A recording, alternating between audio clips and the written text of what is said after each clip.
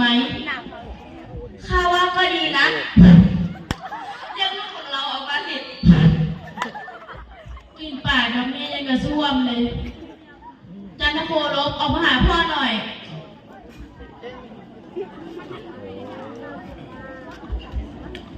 เสด็จพ่อเสด็จแม่ญาติลูกมามีอะไรหรือเปล่าครับ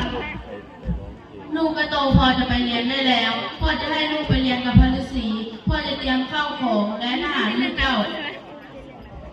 ขอรับเขาบอกไม่ต้องเอาออกมาเอาไม่เป็นไร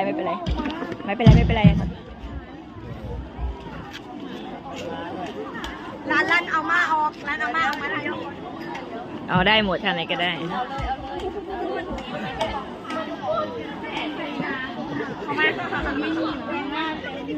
ปาทหารข้าจะพาเจ้าไปหาพระเจ้าตาก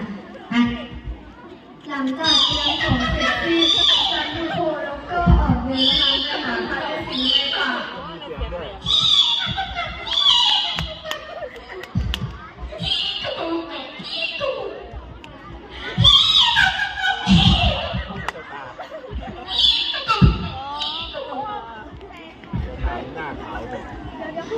ถึงแล้ว